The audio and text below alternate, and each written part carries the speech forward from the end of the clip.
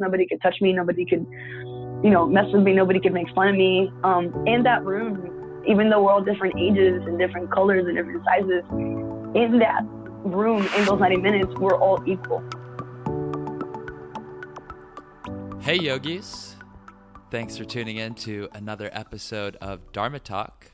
I'm your host, Henry Winslow, and this is episode number 37 with Carolina Villalba, aka Caroloca. I'm very excited to share with you this episode. Carolina is a friend of mine from Miami, and the name of the episode is Yoga Looks Like This. Not because you need to have short pink hair, ripped abs, and a puffy Miami Dolphins jacket to practice yoga, but because you can look like anything. And that is such an important message that Carolina is putting out there into the world in all sorts of different ways that we talk about in this conversation. Carolina is both a yoga studio owner and a rapper. And even though at one point in her life she felt like the music and yoga were kind of at odds, now she realizes that they both serve a common mission. And we talk about that too. So in this conversation, you will hear from Carolina on two difficult but transformative feelings that she recognized for the very first time in her life when she tried yoga as an angsty and overmedicated teenager. We'll talk about what teaching yoga and rapping in a sometimes lewd and crude band have in common. And we talk about opening a yoga studio in a mechanic's lot, sharing yoga with amputees and gender non-conformers, and breaking the archetype of what yoga, quote-unquote, looks like. Quick heads up, there will be no new episode of Dharma Talk next Thursday because it's a holiday. It's Thanksgiving. So enjoy that time with your families. Don't listen to podcasts or catch up on old ones if you want. The next episode will air on the following Thursday, November 29th. Okay, now stick around through these short announcements and we'll dive right into this interview with Carolina Villalba, Caroloca. Yogis, I have a few more travel dates coming up for the rest of 2018, and I'd love to see you at some of these workshops if you're in the area. This weekend, November 16th through 18th, I'll be at the Yoga Dojo in Richmond, Virginia. The following weekend, I will still be in Richmond at Hot Yoga Richmond, November 24th and 25th. And finally, I will be in Costa Mesa, California, that's Orange County, at YogaWorks on December 9th.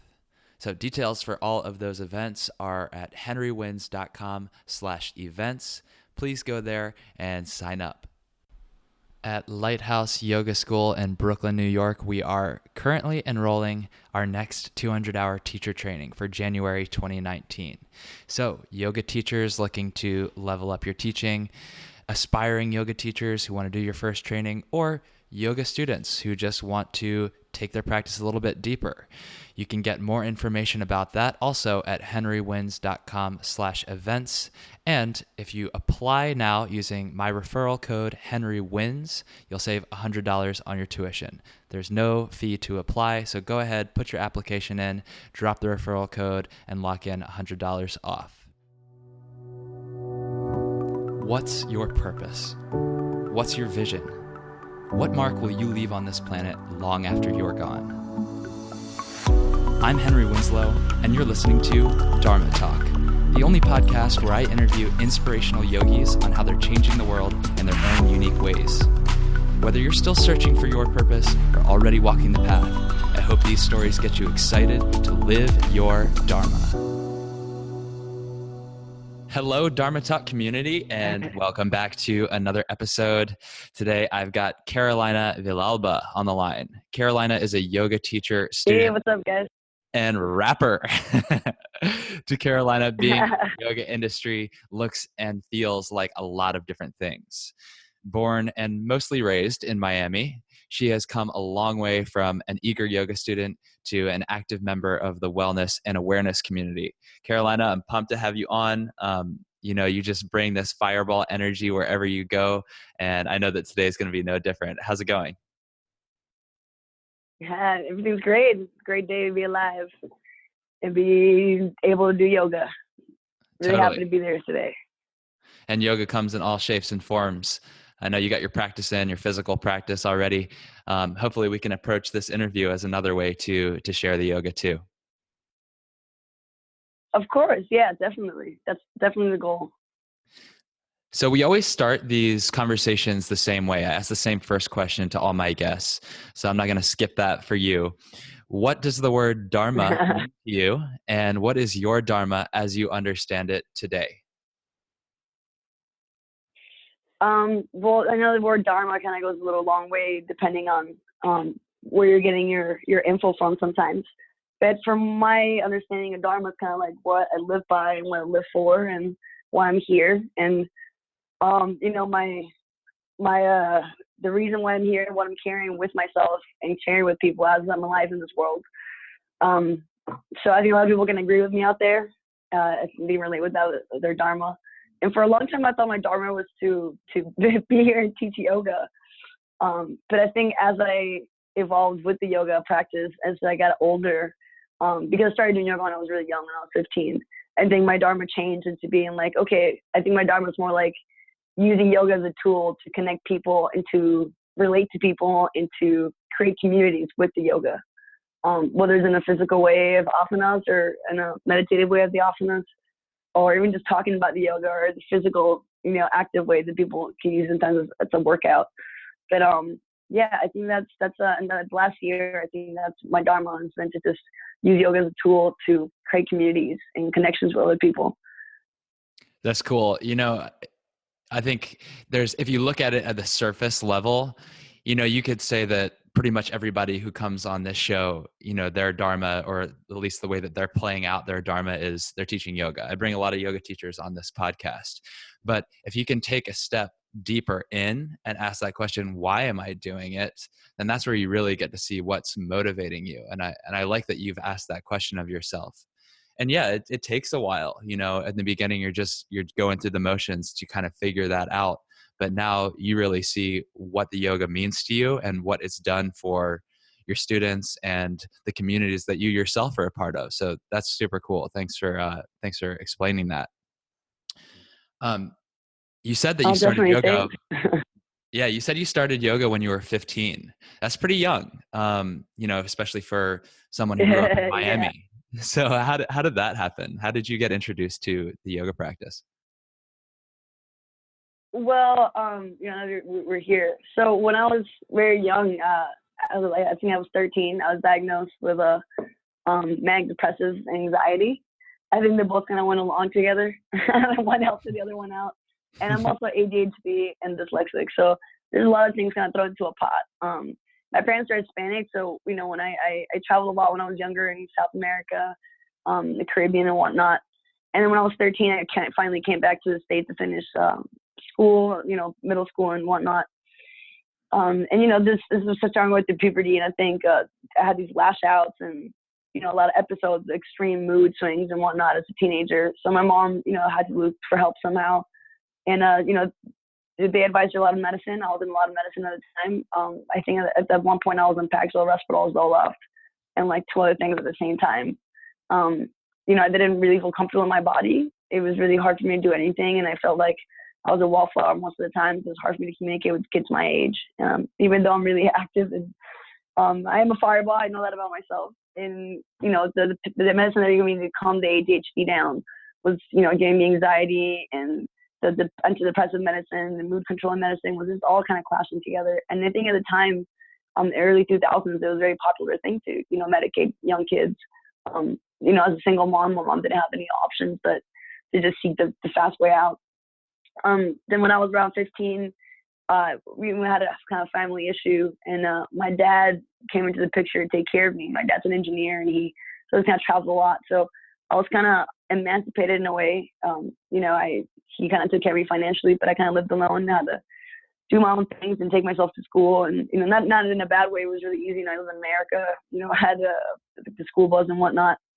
But because of the issues I had with my family, I kind of got really into drugs and that path of things. And then one day my dad was kind of fed up with all the medicine, making me upset, and mostly the price of the medicine, how much we were spending monthly on pills and doctors and all this stuff. And he was just like, there has to be another way out. My dad's a very holistic kind of dude. And he's always tried, you know, weird things of curing things that didn't involve doctors or pills or any of that stuff. So he took me to a chiropractor because one of his friends went to a chiropractor and kind of helped him a lot. I think my dad was just trying to grasp into anything that I could get help with. This chiropractor was really old school. I remember he kind of looked like Neil Diamond. He was really funny. And the first time he adjusted me, he took a couple of, you know, x-rays and he told my dad, look, you know, honestly, it sounds like she's going through puberty, but I can tell that her spine's a little messed up and her y-axis is kind of digging into her root glands in the back of her head, you know, kind of where we keep everything in her brain. So he was like, you know, I think that a couple of adjustments might help her out, relieve some stress and anxiety she has in her body from all the medicine she's been taking. But I highly recommend her to do some type of exercise. At the time, exercise was completely out of the question because, you know, I'm 5'6" now. By the time I was like 5'4". You know, I'm pretty brown. I've had tattoos since I was 13 years old, so I had a couple tattoos in my body already. I'm queer, so I looked very gay at the time, even more so than I think I do now. I had like purple hair, and I used to wear spikes and you know, crazy belts, and I was super into punk rock. So the thought of like doing team sports or team anything with other teenagers my age was completely out of the question. You know, I was definitely tired of getting picked on and called names. And I think the reason I had tattoos and I looked a certain way since I was so young was because that was my protection. That was my armor, you know. If I look like a badass and if I look a little scary, all these kids are going to stop picking on me and stop messing with me, which eventually they did. So, you know, doing team sports completely out of the question. So, you know, he was like, what about something like Pilates or like, you know, like yoga? The word kind of yoga was ringing in my head for a little bit. And at the time, one of my ex-girlfriends was working the desk as a volunteer at a Bikram yoga studio in the area where I lived. So I don't know, it was random one day I was walking. We were still talking even though we broke up, and I kind of passed by to say hi to her. And the class was getting out and the owner of the studio was there. And he kind of, I think I caught his attention. He was like, look, when you come back, take a couple of classes, you know, help me out, paint some walls, do some stuff, and I'll give you a few classes. And, you know, you do a class, see if you like it. So then I thought a good offer. I helped them out with a couple of things here and there. And I took a class. And I think in that 90-minute class, I felt things that all these pills that they're trying to give me, and all the things they're trying to give me, and all these boot camps and all these things that I attended to from the age of 13 to 15 were trying to do that they couldn't accomplish. I guess a really fast flashback. In this time of me being, you know, in trouble and whatnot, I was arrested a couple of times and I was in probation as a 14-year-old. So right before I started doing yoga, they sent me to a thing called Hour Bound, where I lived in a canoe with like 8 other troubled kids in the Everglades for about a month. And I learned like no trade skills and a bunch of other things. And while I was in this camp, because I had the choice of doing that or going to jail for 30 days. So my parents obviously sent me to this camp. While I was in this camp, my grandmother, who I was really close with and grew up with, she had passed away. And in the camp, in the middle of the night, one time I woke up and I could feel her energy and her spirit kind of saying bye to me and leaving. So the thought of like something spiritual was already in my head. I was very religious towards Christianity or Catholicism or Judaism, where my background comes from. So I think I thought of yoga was an idea of like maybe being spiritual without having religion involved. So flash forward to, you know, walking into that studio, I already had all these feelings pent up of my grandma passing away and me not being present because I was arrested or I was in this camp and all this stuff. So yeah, I was a really angsty kid. I had a lot of anger and feelings out of me. I couldn't put my finger down. And then that one class, I remember the first thing I felt was, you know, I felt guilt for the first time in my life as a 15-year-old. I felt remorse. I felt disciplined.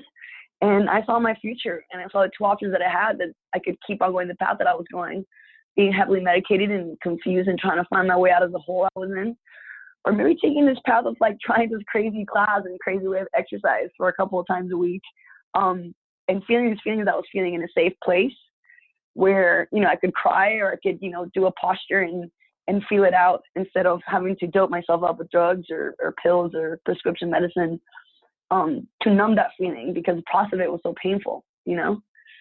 So yoga really, it was really amazing for me because it made me feel a bunch of things that I had never felt before in a safe area. You know, I felt safe in that room because nobody could touch me, nobody could, you know, mess with me, nobody could make fun of me. In that room, I was with 20 other people most of the time. And even though we're all different ages and different colors and different sizes, in that room in those 90 minutes, we're all equal. I know that maybe the person next to me wasn't going through a traumatic episode like I was earlier, but I could see that they were suffering in a way, and they were challenged in a way that they had to go through that suffering and find a way to deal with it. And I think that's the other thing that really brought me to the yoga. Sorry. Go ahead. So let's talk about that a little bit, because, you mentioned before that you had this resistance to doing any form of exercise that was going to put you in a team or like kind of like community environment. And yet when you got into the yoga room, first of all, you had this experience that transcended the physical. You talked about how it brought up feelings, and of course you walked into it with some feelings kind of in the oven already about the spirituality and your grandmother's passing. But you came out of that room feeling like the community aspect was actually a positive. That was an additional benefit on there. So what do you think it was about the experience of taking that first class that opened you up to feeling a collective energy? Did it have to do with the commiserating, the suffering that everybody you saw on the faces of other people, or was it something else?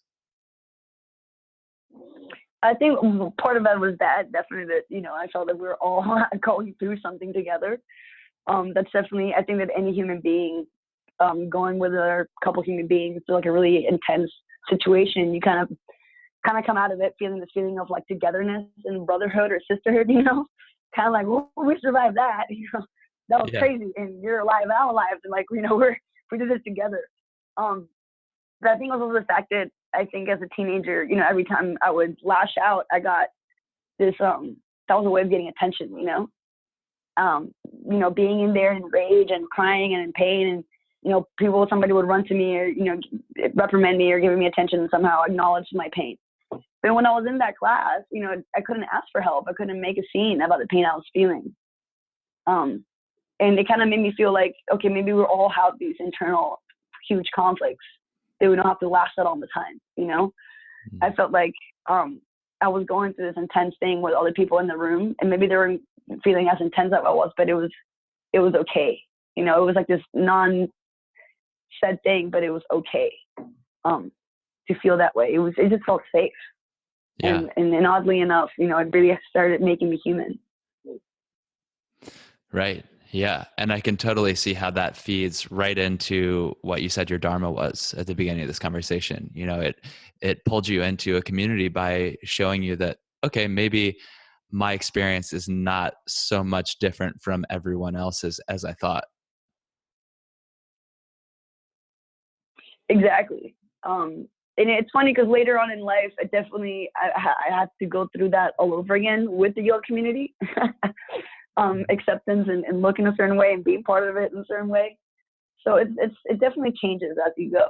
I think that the more aware you become, the more things you start noticing, and the more you have to kind of stop connecting these things and just be okay with it.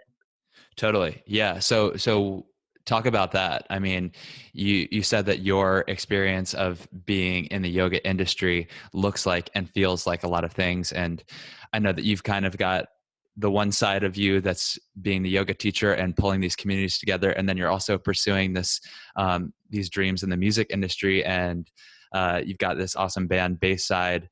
How do you marry those two things? And how has that created conflict for you or not? It's definitely, we had the band on and off since we were pretty much 16. So it's funny because yoga and the band kind of came together at the same time almost. And I think it's basically mainly because the yoga made me a little more confident of speaking out loud and kind of sharing myself and my energy with the public in a different way. And if you know me, which, a lot of people out there maybe listening to this I've come across their path, I'm very outgoing and I'm not scared of being loud and being myself in public. But definitely yoga got me to that way. And it has been conflicting most of the times just because I think people are close to me, relationship wise, and maybe my folks, mostly my dad, they see our funny videos, so they see the shows, and they're like, how does this connect one thing to another, and it's like, because we do say some funny things in the songs and whatnot, but at the end of the day, it's like we're entertainers and we're trying to get a message through in a different way, therefore, if you see one of my videos, we made a song called Rich Healthy Girls. And I think that's one of the songs that I wanted to put in there in the band as a reminder to people that, like, you know, you don't have to be super wealthy to be healthy. And if you listen to the song, you get what I'm saying. But it is conflicting sometimes. But I think at the end of the day, I remember and I remind myself that, you know, if I feel a little conflicted by it, or if I feel like they don't go along, you know, I have to remember that there's things in life that don't really make sense, that we put faith on, you know, that we use every day and that we trust every day. So I think that my music career has a lot to do. It's here, thankfully, because of my yoga, that it makes me strong enough and a strong enough woman to go out there and write these songs and sing them out loud to big crowds. And I think that, you know, even though sometimes the lyrics might sound contradicting to some things here and there, that if you really listen to them and really break it down, you know, you understand that it's just about being free and, you know, loving yourself the way you are. And I think that's the biggest message of yoga, you know, find the freedom in your body to be who you are. You know, we're not linear bodies, you know, we're very circular, you know, our joints are very sphery-like, you know, the way we move, it's in different spheres and dimensions. So sometimes we put ourselves in linear ways, and I think it's a challenge of yoga, you know, try to make things linear in a body that moves more than one line, and being in a certain pose for a really long time and trying to make your body fit in it, you know, in the right way instead of jamming the posture in your body. So I think that, you know, if you look at it in both ways, you know, the way that totally. I mean, yoga I think expands, you know, the yoga, sorry, go ahead. I was just going to say, even to try to like neatly wrap up, you know, your two quote unquote opposing identities into one cohesive narrative is exactly what you're talking about. You know, life isn't always as clean as that, but even the reminder of those two opposing, like I said, a quote unquote opposing identities, even the lesson of having those two there is a part of the lesson of yoga. Exactly. I mean, if you think about it, you know, like, you know, in Hinduism, you look at all the gods, you know, I think I said a joke the other day. I had like a rough time and I was like, Shiva's messing with me. And, you know, it's like, if you look at it, you know, there's this destruction, after destruction comes transformation. And, you know, so it's just like, it's all part of it, you know, and then if you accept it and you see it as like togetherness, you know, it becomes easier to live with it and enjoy it in your life. I think that Caro Loca, the rapper, and, you know, Care Yoga, the yoga instructor, Carolina, the yoga instructor, they both help each other a lot, you know, and definitely sometimes even the business aspect of yoga, when I'm a little shy to talk about business with somebody or go for something, you know, that I want to go to, you know, the rapper in me kind of pops out and it's like, yo, you know, step up. It's all good. You got this. And it's done, you know, it gives me a little confidence. So I think that at the beginning it was very clashing, but I think now it comes to a point where I see it as togetherness. And the funny thing is, like, every time I have a show, I usually take my friend with me to take class, or we do a little yoga at the house. So little by little has become this thing where, like, you know, I have my homies kind of stretching and doing these things before I have shows. So little by little, I'm taking them into yoga. Exactly. Yeah. So, I mean, you know, you're it's still there. By fully integrating yourself and not trying to compartmentalize, it actually is introducing some new perspectives on both sides. You know, you're like showing this music to your yoga friends, and you're showing the yoga to your music friends, and then it brings that, it weaves that common thread through, and that's beneficial to everyone. Definitely. I definitely agree. I mean, even I remember when I opened the studio, at the time, it was a big run franchise, and this guy, Balwan, was kind of dealing with all the people applying for it and whatnot, and Balwan's a great dude. And when we were talking about the franchise, he told me, he's like, hey, so what are you going to do to stay humble, you know, as a yoga teacher / studio owner? And I always thought it was a very funny question. I wasn't expecting him to ask me that. It was kind of random. And the first thing I thought was basically I was the rep group. I was just, you know, this is my way of not, you know, drowning myself completely in this thing that I love to a point where it might transport to something negative, you know? So I think that Bayside definitely balanced me out. You know, I have the yoga and I love it and I go with it, and it's my life and it's my calling. But then I have the the music has to kind of even it out. So I have a little breather from it, and I get time to miss it. Yeah, right. Kind of keeps you grounded and keeps you connected to your roots too, so you don't get totally lost Yeah, in the and yoga path. exactly. I think that since I've been doing this, I was so young. Definitely, I've come across a couple of times in my life where I'm like, what am I doing? Or like, am I doing this the right way? Am I approaching this the right angle? Before I went to training, because I went through a lot of things when I was younger. By the time I was 18, I completely sobered up. I wasn't even drinking coffee or sugar at the time.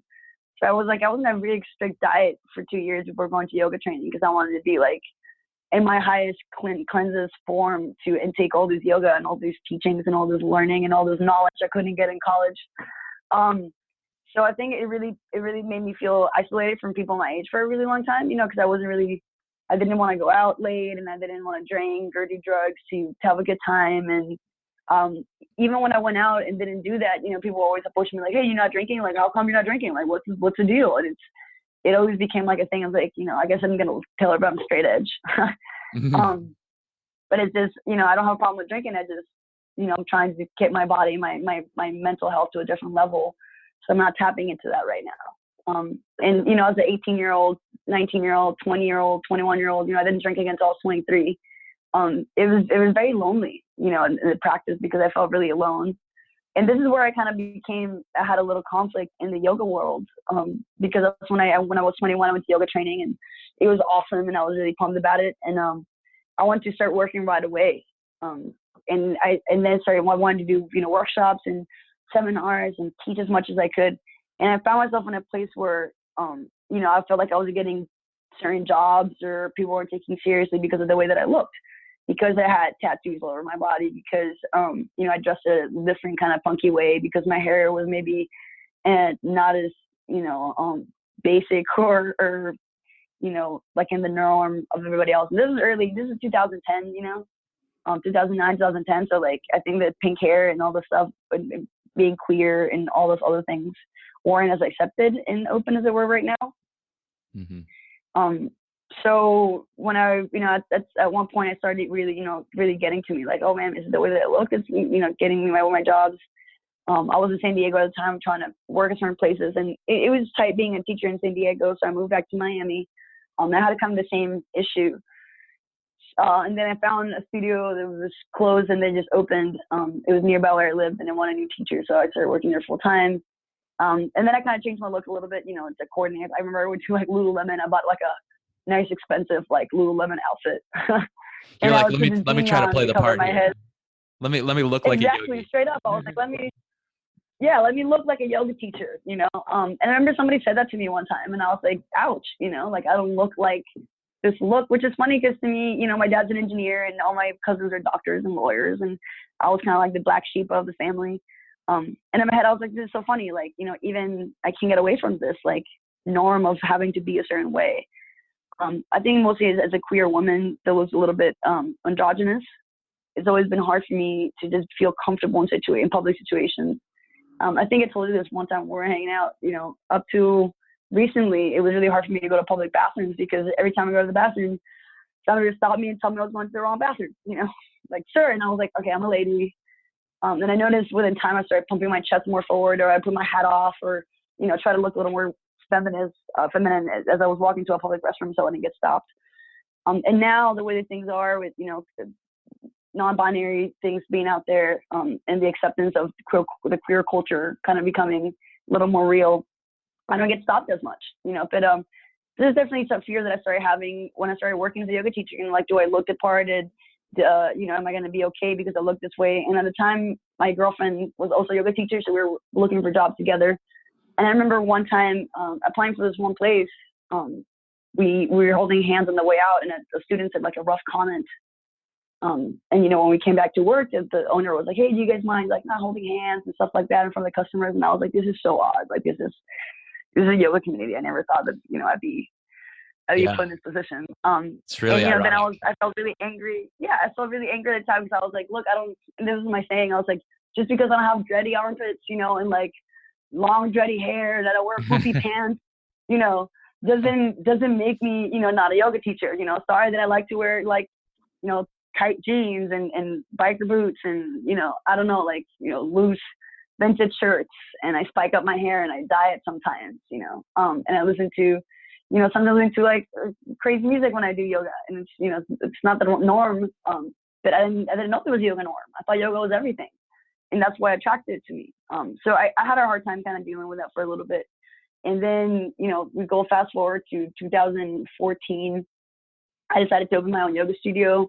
I felt like in Miami, the studios that were around me weren't providing enough, besides just the classes. I didn't want just to teach as a teacher. I wanted to build a community. I wanted to be part of the community. I wanted to run the studio someday. I wanted to compete in the U.S. yoga competitions. I wanted to meet all the people, and, I want to drink all the Kool-Aid. I want to be in, Well, did your conflict around having to fit a certain mold as a yoga student or teacher play a role in your decision to open up a new community, or is it more about Definitely. Okay, yeah. It definitely did. That was definitely a big part of it. I think that was about, I would say maybe 35-40% part of it. I was tired of just kind of biting my tongue and I just felt it just felt weird. I just felt uncomfortable. I never felt like I was fully taking deep breaths. I felt like I was holding 30% of the air in my lungs all day just in case I was, the room ran out of air. I had a little bit more in my lungs to breathe. You know what I mean? Totally. So, Feeling choked I was up. just and I realized that it wasn't their fault. I was like, what, I'm asking for too much too fast from all these people that, kind of come from a different time and a different maybe lineage and different teachings.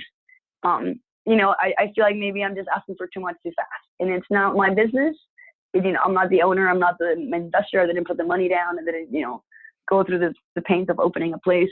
I'm just here demanding all these things. So I think as a millennial, a lot of us are very feel like we're, we need these things right away, and we're like, we're I can't put my word in the name. Entitled. There we go. We're very entitled of things. Yeah. And I didn't want to feel that way, and I wasn't trying to give that vibe out that I was entitled of more and whatnot. So right. It's one thing to it's one thing to say, as a yoga teacher, you're supposed to be inclusive and you're supposed to be all welcoming, but it's their business, and they have to watch out for their own interest too, or else their community that they've built up goes away. Exactly. So they got to be protective too, even if that sometimes manifests as fear. Exactly. And I totally understood that. It came to my attention that it was like, maybe they have a lot of customers that are very old school, and yes, they may say two women working together as a couple is a lot for them to handle. And, in my eyes, I was like, well, if this is my studio, this would never happen, because even if my studios, my students had that view, I think that through the yoga, I'd be able to change their mind on two women being together or whatever made them uncomfortable about that, So I realized I was like, it's just not my place. It's just not my place. And I approached my dad about it. I was like, hey, I really want to open a place. I'm not sure how to do this business thing. You're a business guy. Can you help me out? And he was a little, he was like, I know you really love this and you really like to do this. So, let's talk about it, think about it. I was kind of bummed out. I didn't get a yes right away from my dad because, again, I'm a millennial, so I feel entitled. So I remember that night, my best friend Linda, who's actually the band with me, was in town in Miami, and one of her friends opened a new art studio. And he was like, let's go check it out. We'll get your mind off things. We'll talk to Emmett. Maybe see some cool furniture. And I was like, cool. So we went to this warehouse, and I met this guy, Joey, there by coincidence. And he just, out of nowhere, just asked me, like, hey, man, so, we just met, we're talking. He's like, what do you do? Like, what is it? What's your calling? And I told him about the yoga studio in the area where I want to open the studio. And he tells me, hey, my dad's friend fixes cars. He's a Porsche guy. He fixes Porsches and really nice cars. They have a bunch of warehouses in South Miami, the area that I mentioned. Why don't you give him a call? Go give him a call, check it out. And it's funny because I was like, oh, this is not going to happen. And I called the place and I met the guy, and he happened to have a kid that is my age and I guess is not as willing and has to thrive as I do. So he was kind of like, look, I want to give you a chance. I know you're young, and, I don't want to have more mechanic things in here. I want to have something more steady for a long time. So, bring me your business, partner, and we'll talk. And next thing you know, I'm convincing my dad of how much we need this. And the lease is signed and the studio's on its way. And now we've been open for 4 years, and we've built a beautiful community where I think that everybody feels safe to come and practice. We've hosted a couple of queer events in there and raised a couple of money for queer nonprofit organizations. And I'm very happy to own the studio that looks completely different as all the studios in Miami. I think it's the first reaction we get from folks that come in, that it's a different vibe, it's a different look. We definitely we strive for community, and we try to keep your students in the loop of everything that's going on, so they feel like it's their second home. And with that, I've been approached a lot of times from people who have a little more capital in Miami, like, hey, you should open a second franchise. We should, pop in, do like 3 more studios in Miami, all the stuff up and down. And my answer is always like, quality control. I'm not into the business for the fast growth of it, and if you work in the yoga industry, you know that money comes within time. Just because you love it, not because you're trying to get super bazillionaire out of it. So my biggest thing is quality control. I want to be able to control the quality of my product, which is the yoga that I offer, and the people that work with me, and the people to keep the place open and keep it running. So, that's the biggest thing about, being a young studio owner that really comes into a conflict in my life every day. It's like, where do I stand? Because I'm not only just a 29-year-old now. I opened a studio when I was 25, 24, but I'm also a person that wants to, change the community for the best. So how do I clash these two things? And how do I keep on, growing as a person, as a yoga student, as a yoga teacher, and as a community member, with all these things together? And I think that I feel really blessed and lucky that yoga is giving me that, the awareness and the tool of connecting myself with other people that have maybe come from completely different parts of life than me, that maybe this time in the street they would never talk to me or approach me. And because of the studio and because of the yoga, we're friends and we talk. And, now they're open to talking to random people in the street that might look like me. Mm-hmm. And that's my biggest thing, that maybe a couple of people out there, met me in my yoga outfit. And I teach hot yoga, and the studio's hot, even though we have vinyasa, and you won't ever try Ashtanga primary one in a heated room, come my way. That, even though I have a bunch of different styles of yoga now, the studio's always hot. So I'm basically always working in a bikini. And it's funny because people see me at work and, they're like, that's a woman. And the minute I'm out of teaching clothes, I'm in my sweatpants and my baggy shirt, it's like, whoa, she looks really like, like androgynous or a boy. And it's like, and like, little by little, I've had a lot of guys. Yeah, but exactly. And then it's like, they definitely change their mind of a perspective of what a woman looks like, like a woman looks like a lot of things, just like a man looks like a lot of things, just like yoga looks like a lot of things. Nothing has a spirit look to it. And I think that's one of the biggest messages that I've been giving out in my teachings, in my community, and I think that if you've been to our studio, our students are very awesome, beautiful people. They're very accepting and giving. And you can see that in them, they're open to new things, and I think that's why in every class that I end, I always say this, to share the yoga with their actions, reactions, and their interactions. Because, if I can do a handstand and hold it for an hour, that's great. But if I'm out of that handstand being, kind of an asshole to people and judging people and, being prejudiced and whatnot, then what's the point? Yeah, exactly.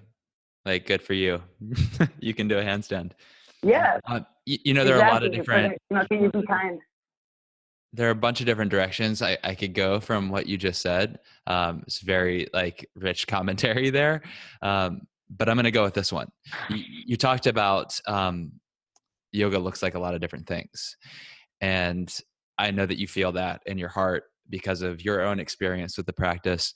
But I also know from, hanging out with you and talking about some of the other things that you're doing outside of the studio, that you are bringing yoga to some very underserved populations that have felt like they have not had an outlet or an opportunity really to practice yoga. Can you talk a little bit about that? Yes, totally. Well, that comes in the varieties. I recently did a class for No Barriers, which is a really awesome organization that deals with people with physical and mental or any type of barriers in their life. So I got to teach a good amount of people with, disabilities, meaning that they had, maybe a lot of amputees, people that, came from veterans and whatnot. They came from, the hard parts of life, and they have prosthetic limbs and whatnot. And it was just awesome that, they never, I'm trying to be as PC as I can right now, but one student I had, she didn't have limbs from her elbow up, and we were doing a little bit of sun salutations, and, I was just really comfortable with her. I was like, hey, we're going to do this. And I, stretch your elbows up, and she looked at me, she was like, I don't have elbows. And I was like, well, you don't have elbows, but the rest from your shoulder up, from until the tip of what you have, stretch it up.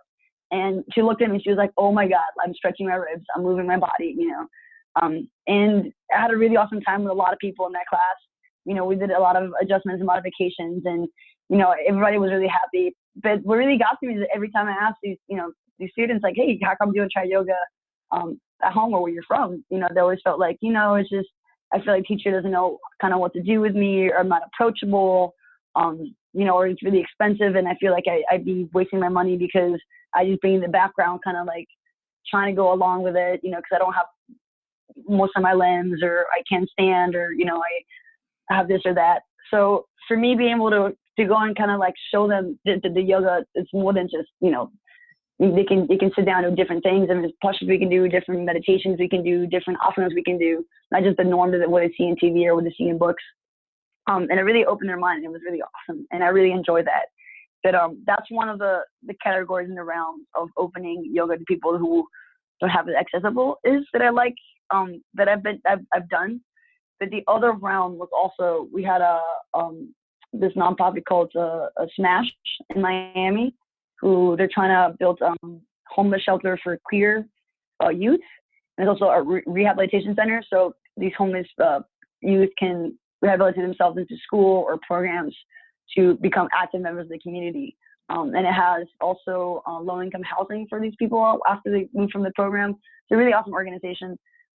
So we had I would say maybe 15, 20 people who, work the streets and maybe do a lot of, illegal sex work and other stuff like that because they're transgender and they can't afford their medicine and their hormones, to feel comfortable in their own body. So we had this class free for them to come and try it out, yoga in a safe spot, because a lot of them feel like they don't want to be called her or him. They go by neutral pronouns. So for all of them to come and for they to be in the class and try yoga in a neutral zone where it's just about your body moving, no matter how your body felt or how you felt your body fit in for you. It was awesome, because I think a lot of them do go to dark places in life because they don't feel like they can fit in their own bodies or in society, So it was awesome, and it's funny because after they came to that class, I was like, look, you can get here, you can show up to class, is on me. And I've had a good amount of them come back, which is great. But, it's just about love, man. It's, I see sometimes, all this sadness and hate and confusion out there, and it's just like, if they can just come to one class where they feel loved and feel safe, I know it's a big change. And that's all I want to do. I just want what yoga did for me. I want to be able to do that for everybody else. That's amazing. That's so amazing. Thank you for sharing that. And maybe you don't even see this from your own perspective because you're so close to it, but sometimes it takes, an outside perspective to put pieces together. I think for, those amputees or the people with, who don't identify with the bodies that they're practicing inside of, I think you are uniquely positioned to be able to help those people because you're so candid about it, because you've had the same experience. You felt like people don't accept the way that I want to present myself here, and they think that I don't belong. So you already know what it means to just get over it, be there, be in yourself. And it's not a big deal that you have a different experience or a different set of conditions to work through. It's like, no, just move your body, just reach your not elbow up and you can still feel something and you can still get inside. What an amazing gift that you gave those people. Thank you for doing that. Of course. Thank you for saying that. It means a lot, It's I think when you're in the other when you're behind the register, you know, you don't get pats in the back as much. Yeah.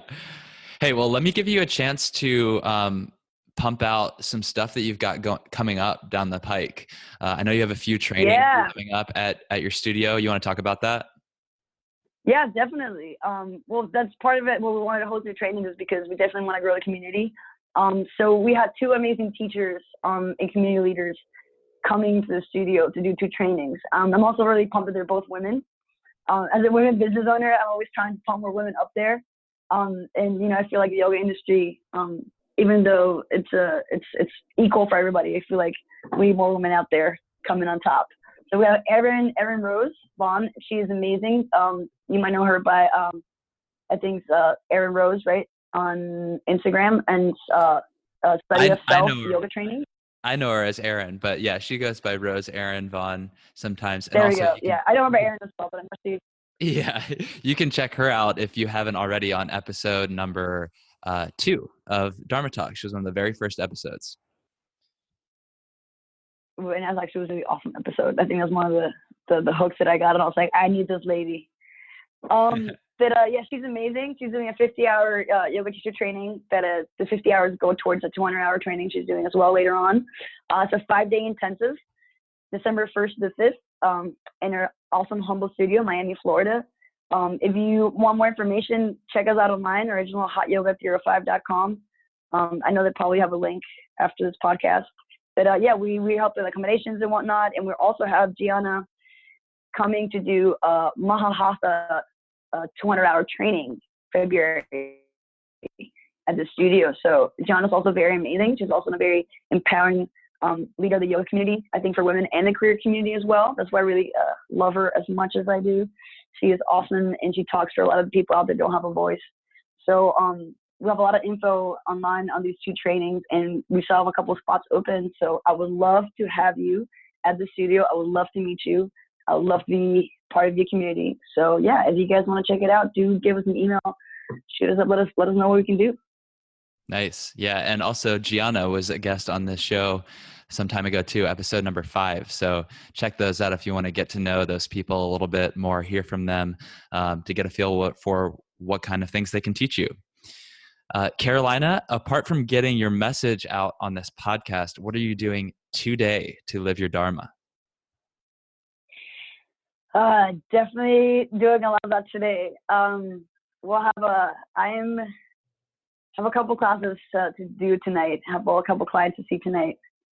But I think that's a question that it's very spontaneous, because I think that the minute I step out of the house, when I go get a juice or stop at a gas station, every inch of my life I try to be aware of how I connect and be aware of the people around me.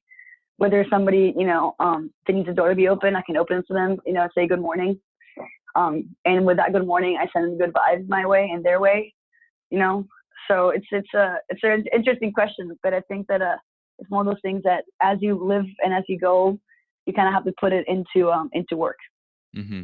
Yeah, use every single opportunity to create that connection and create that community. Definitely. I think that sometimes even like when it comes, I think the best example of something is homeless people. Miami, we kind of have a little bit of a homeless people issue in the downtown area. And I think that there's this couple of dudes that are always by my house, like by the highway they get after my house. And whenever I have food in the car or leftover, I always have water bottles in the car from the studio. I always pull up and I give them that. Most of the times I have like lost and found stuff. Sorry guys, you don't pick it up in 30 days. I give it away. I have it in the trunk.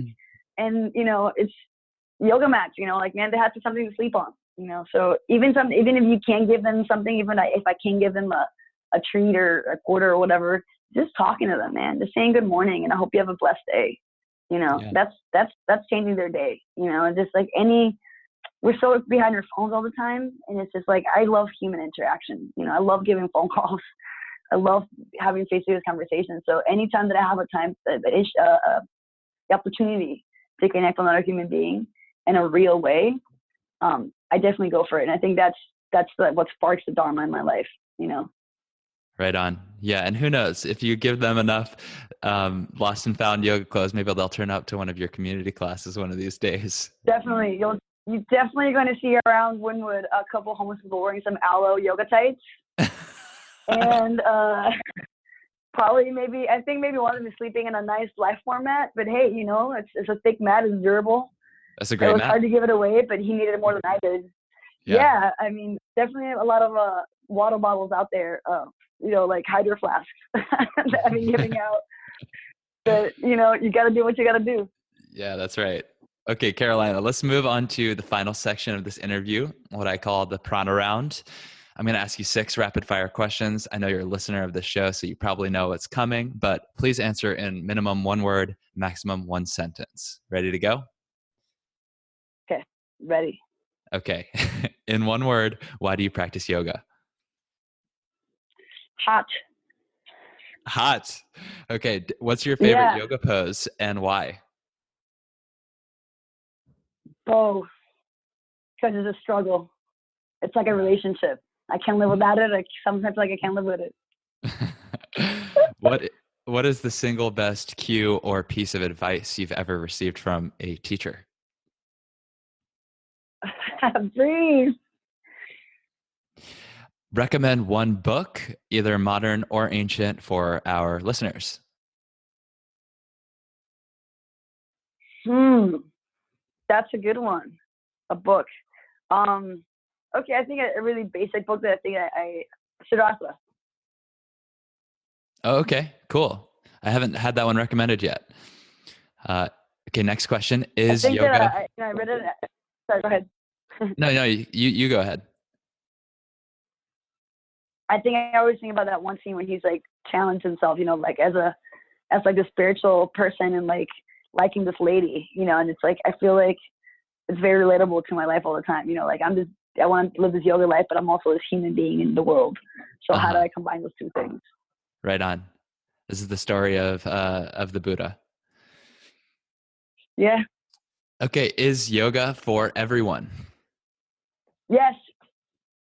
Last question, how can our audience get in touch with you and how can we support you in your Dharma? You can hit me up at Carolina, like the state, my name, Carolina, at originalhotyoga05.com. And if you're ever in Miami, if you give me an email ahead of time, I would love to complimentary give you a class so you can come try the studio and try any of the classes you like. And how can you help me my Dharma is by being your yoga outside your mat and by sharing the beautifulness of every day and practice with your actions, your reactions, and your interactions. And maybe when that person cuts you off, you don't get angry and react right away, but maybe you think about, hey, you know, maybe they're having a tough time and wherever they're going, I hope they get there safe and on time. You know, maybe if somebody cuts your line in the deli, you know, you just start a conversation with them and maybe you get a new friend instead of being aggressive, you know. So just help me out by, you know, living your yoga in your actions, reactions, and interactions, please. I love it. Be mindful of your actions, reactions, and interactions. Carolina, thank you for taking the time to share your Dharma and hang with me today on Dharma Talk Podcast. Thank you so much. Have a great, beautiful rest of your day. You too, Henry. You too, everybody. Keep it real. If you got something out of this episode, if you like Dharma Talk and want to keep it going, please do me a huge favor and subscribe, rate, and review on iTunes.